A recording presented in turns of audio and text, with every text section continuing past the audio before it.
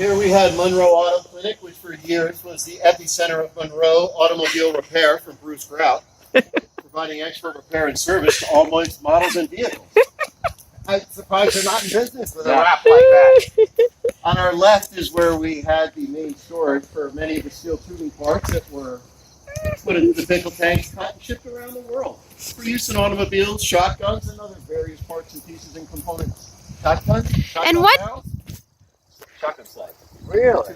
And Kip, tell us again what the name and who started this and what years and... This was back in 1955, 1960. Yeah. Is when it was originally Really, purchased. 55 is probably when it started. And Pop-Up ran it for many years until his death in 1967. And his in name? 1967, it was His name. graciously handed from Nona, and my father was given the opportunity to take Monroe Tube and turn it into the next state-of-the-art steel production facility. This is the building that was original, and then the building to the right was added on in 1980. That added capacity to 55,000 square feet and allowed production to increase dramatically. These buildings are now occupied by various tenants as the steel company was bought in 1980. Action! Here we are in beautiful Monroe, New York, where it all started with Henry Spittler in the 1950s.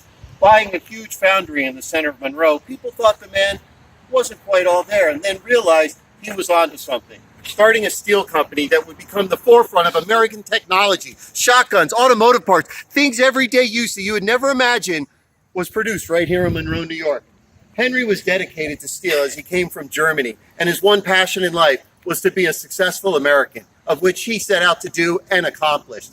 In building this, he became a philanthropist in Monroe, Museum Village, and throughout. My father even had the flagpole in Monroe dedicated to Henry Spittler, so the town of Monroe would understand who he was and what he did. And that plaque still stands today in the center of Monroe with the flagpole made from Monroe Tube steel. And who is your father? My father is Harry Grout. Harry Grout took it upon himself to take over Monroe Tube and turn it into the next generation.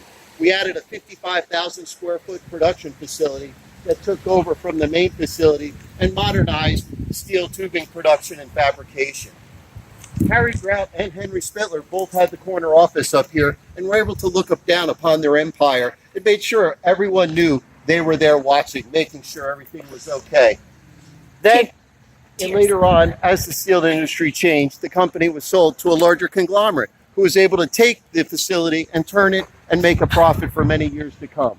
Now, what we've done is taken the facility, it's been sold and divided out into many different occupational businesses that each have their own entry and air conditioning systems. So once again, it's been revitalized. Let's go. Cemetery. Holy, I think we've started a new tour.